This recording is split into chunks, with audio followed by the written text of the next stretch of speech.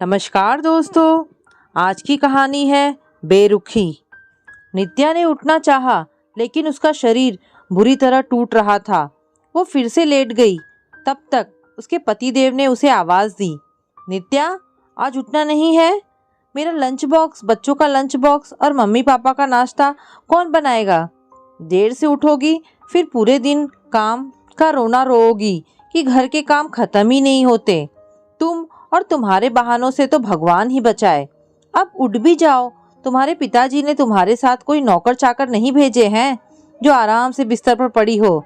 सारे काम तुम्हें खुद ही करने हैं। पति वीरेश ने तंज कसते हुए कहा। वीरेश, रोज का सारा काम मैं ही करती हूँ। आज अगर उठने में लेट हुई हूँ तो आपने ये जानने तक की कोशिश नहीं की कि आज क्या हुआ जो तुम अभी तक नहीं उठी हो। आप भी अपने माँ पापा की तरह मुझे सुनाने का एक भी मौका नहीं छोड़ते हैं। मुझे रात भर तेज बुखार था, पूरे शरीर में बहुत दर्द है। मैंने उठने की कोशिश की, लेकिन शरीर ने साथ नहीं दिया। नित्या ने कराहते हुए कहा। माँ सच ही कहती है, तुम्हारे बहानों से तो कोई जीत ही नहीं सकता। अच्छा भला शरीर है, लेकिन आए दिन कोई ना कोई बीमारी का बहाना लेकर बैठ जाती हो। तुम्हें देखकर तो कोई नहीं कहेगा कि तुम्हें भी कोई तकलीफ है। चलो, आज तो लंच बॉक्स, ब्रेकफास्ट कुछ भी मिलने से रहा।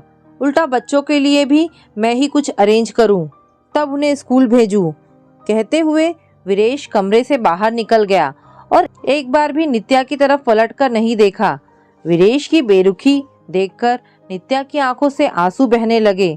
वीरेश ने बाहर आकर अपने मम्मी पापा को बता दिया, आज आप लोग अपना नाश्ता खाना खुद ही देख लीजिए, मैडम जी की तबीयत ठीक नहीं है। इतना सुनते ही सास ससुर भी बड़बड़ाने लगे। हमारे नसीब में तो बहू का सुख ही नहीं लिखा है। एक दिन सही रहती है, बाकी दिन बीमारी का बहाना करके आराम फरमाती है। हमसे अब ये सब काम नहीं होंगे। अपने बच्चों का इंतजाम करते जाना। हाँ हाँ, आप चिंता मत करिए, मैंने बच्चों को लंच बॉक्स में ब्रेड बटर देकर रेडी कर दिया है और स्कूल छोड़ता हुआ ऑफिस निकल जाऊंगा। कहते हुए वीरेश दोनों बच्चों को लेकर घर से निकल गया। सासू माँ ने उठकर अपना और ससुर जी का ब्रेकफास्ट रेडी किया और खाने बैठ गई। पति ने अपना और बच्चों का निपटा लिया। सासू माँ ने अपना और ससुर जी का निपटा लिया, लेकिन नित्या की याद किसी को नहीं आई कि उससे पूछकर कोई उसे एक कप चाय और बिस्कुट ही दे देता, जिससे वो दवाई ले लेती। वो हिम्मत करके जैसे तैसे उठी। ब्रश करके उसने दूध बिस्किट लिए, फिर दवाई खाकर लेट गई। रोज एक सुबह 5 बजे से उठकर चक्कर गिन्नी की तरह नाचती रहती। जिधर जो आवाज लगाता उसी दिशा में भागी चली जाती।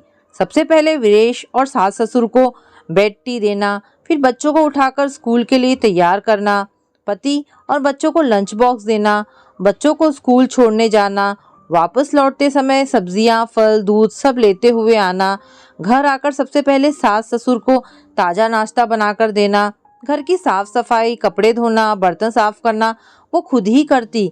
उसने कोई मेड भी नहीं लगा रखी थी। बड़ा शहर था, वीरेश की आमदनी इतनी नहीं थी, इसलिए वो बड़े हिसाब से अपने घर गृहस्थी चला रही थी। अपनी परेशानी सह लेती, लेकिन घर के किसी सदस्य को कोई कमी नहीं होने देती, जिसका फल आज उसके बीमार पड़ते ही उसके पति और सास ससुर ने उससे मुंह मोड़ कर दिया। सब उसे ऐसा महसूस करवा रहे थे कि जैसे वो जानबूझकर बीमार पड़ी है। वो मन ही मन अपराध बोध से भर गई। इधर करीबन 1 महीने से उसे रोज ही बुखार आ जाता और वो घर में रखी दवाई खा लेती और बुखार उतर जाता। वो फिर से काम में जुट जाती, लेकिन सही देखभाल ना होने की वजह से वो दिन ब दिन कमज़ोर होती चली जा रही थी और वही कमजोरी ने उसे बिल्कुल तोड़कर रख दिया, जिसकी वजह से आज वो उठ नहीं पाई। उसके मुंह का स्वाद बिल्कुल खराब हो गया था, जिसकी वजह से उसका कुछ खाने का मन ही नहीं करता। घर में शायद कोई उससे प्यार से मनुहार करके कहता तो शायद वो थोड़ा बहुत खा भी लेती, लेकिन सास ससुर तो जैसे मौका ढूंढते उसे सुनाने का, और पति वो तो सबसे बढ़कर था। सास ससुर की तो बातें बर्दाश्त कर लेती, लेकिन वीरेश के शब्द तीर की तरह चुभते। दोपहर में उसी शहर में रहने वाली उसकी बहन देविका उससे मिलने आई। नित्या को लेटे देखकर उसने उसे छूकर देखा तो बोली, तुम्हें तो बुखार है, उठो अभी चलो मेरे साथ डॉक्टर के यहाँ, आजकल बुखार की जांच करवाना बहुत जरूरी है, उसी हिसाब से इलाज होगा। उसने सहारा देकर नित्या को अपने साथ रिक्शे में बैठाया और डॉक्टर के पास लेकर गई। वहाँ जांच में टाइफाइड निकला। उसने वहीं से फ़ोन करके वीरेश को वहीं बुलाया। डॉक्टर ने उसे कसकर डांट लगाई। एक ही घर में रहते हुए आपको अपनी पत्नी की गिरती सेहत नहीं दिखाई दी, या फिर देखकर भी नज़र अंदाज करते रहे कि वो पड़ गई तो घर के काम कैसे होंगे। एक औरत अकेले पूरा घर संभाल सकती है, लेकिन उसके जरा से भी बीमार होने पर घर में कोई उसकी तकलीफ नहीं समझता, बल्कि अपने कड़वे शब्दों से उसको और भी तकलीफ पहुंचाता है। इसलिए वो अपनी तकलीफ किसी को नहीं बताती।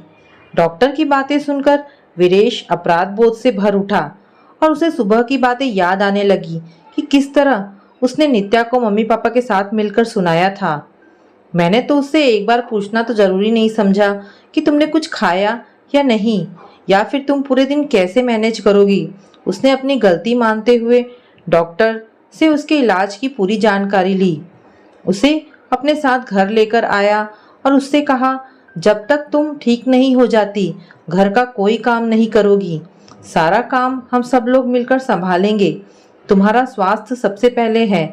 पहले ही मेरे रूखे बर्ताव की वजह से तुम्हारा ये हाल हो गया है। वीरेश की बातें सुनकर नित्या के चेहरे पर मुस्कुराहट फैल गई। आज उसे बहुत अच्छा लगा। कम से कम पति ने उसकी तकलीफ तो समझी।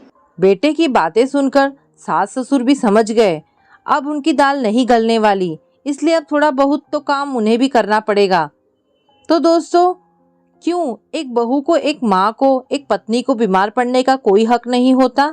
हर कोई उससे यही उम्मीद क्यों रखता है कि वो हर परिस्थिति में अपनी जिम्मेदारियों को संभाले? क्या वो इंसान नहीं? मशीन को भी आराम की ज़रूरत होती है, लेकिन एक औरत को क्यों नहीं? दोस्तों, आपको ये कहानी कैसी लगी मुझे कमेंट करके अवश्य बताएं। धन्यवाद दोस्तों।